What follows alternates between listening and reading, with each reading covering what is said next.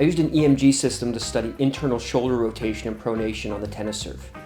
Before we get into the data and give you some tangible things along with drills that can help you hit a harder tennis serve, let me tell you some cool things I learned about tennis anatomy.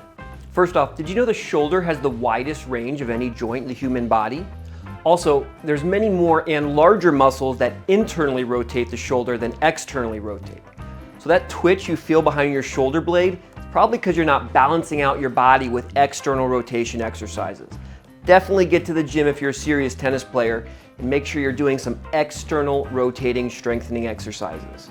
There's actually two major bones which come down the forearm, and they're connected by a muscle called the pronator teres. The muscle is able to turn the bones over each other, which means the forearm is actually capable of pronating itself pretty independently of the whole arm. Okay, this is pretty cool. Your latissimus dorsi, or your lat, your back, actually plays a crucial role in internal arm rotation. That's because the lat wraps around and actually ends up connecting to the front of your arm here, your humerus, and when it tightens, you can actually rotate your arm in more effectively. 638! Whew. It almost makes you wonder if doing pull-ups and strengthening your lats could actually help you hit a bigger serve. So one interesting thing we see from the EMG study is that on the first serve, we see a little bit more pronator teres. That's because the racket lays open a little bit more when you're coming straight into the ball, and then you're turning that forearm into the ball. Whereas on a spin serve, you really need the racket to continue to turn out because you're turning the racket more up the back of the ball. And that's why we see less pronator teres on a second serve where you're hitting more spin. One thing I started experimenting with after looking at the activation of the muscle for the second or spin serve is really engaging my lat at the top of the swing, really turning the racket up the back of the ball, which really is going to be a latissimus dorsi action, and it actually did end up helping me get a little bit more spin on the ball. Now, we did the study to look at internal rotation of the arm in pronation, and that is where we see most acceleration come out of the racket, but blaming internal rotation for acceleration is like blaming the end of a whip for all the acceleration. It's not really what creates it. Actually, it's how effectively you get into internal rotation of the shoulder that's going to determine how fast you can swing the racket.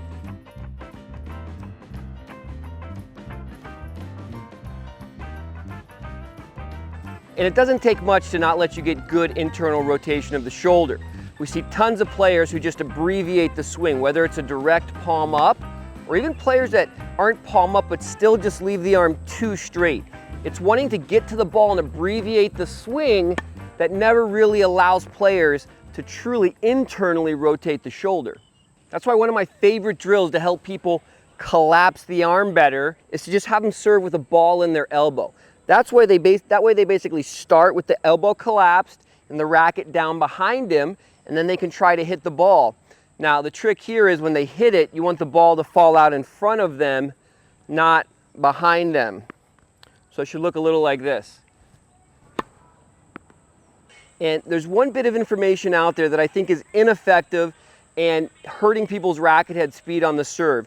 And that's this concept of hitting up, where the racket's staying at the back and then going up to the ball. So the pectoralis major doesn't abduct your arm straight up like this. It wants to adduct your arm radially into the body. Anytime you try to get the elbow to go straight up, you're just not going to be able to translate that racket head speed, that kinetic energy up through your racket. That's why rather than trying to swing up with your elbow independently, you want to really tilt your whole body up. That way, even though the swing path is going more up, relative to the body, it's still very much going forward. One of my favorite drills to feel this is just the sidearm drill. You're going to take 3 balls and you're just going to start with a very loose arm. The first one you're going to hit to the side, then you're going to slightly lift it up until eventually you get into your serve position, but you still have that same feeling of side arming the ball. And that way you're always getting that elbow to go forward into the ball. And now a quick commercial break sponsored by myself. If you are enjoying this content, be sure to follow along, subscribe, whatever the platform calls for. Also, whether you're a beginner or an advanced player, I highly recommend you go through my Tennis Serve Fundamentals course. Click the link above. It has a free analysis along with it, money back guarantee. You can't go wrong. I'll see you over on inside the website there. Now back to our regularly scheduled programming. Now, so figuring out how to use the kinetic principle to hit harder is easier felt than learned. It's a complicated process of previous body segments breaking and slowing down and relaxing, and then other ones engaging. Now, if you played a lot of sports as a kid, you probably don't have any problem generating power. However, that being said, if you haven't been fortunate enough to participate in a lot of activities when you were younger, you're probably going to need a little bit more help. And now, it's easy for us as coaches to say, oh, turn body and coil body segments, but you can still be very tight coming out of that and not really translate into racket head speed.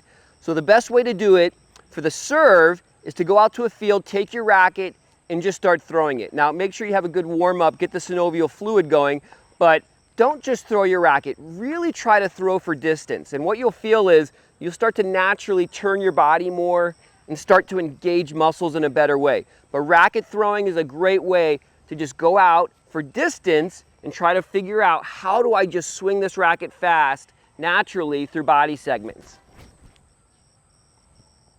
The other thing you can do is just go to a gym with a medicine ball and do the same thing for your ground strokes, but do it bilaterally on both sides. Just go up against the wall with a medicine ball and see if you can generate force hard off both sides. And this is going to help you learn how to use the kinetic principle in order to swing faster.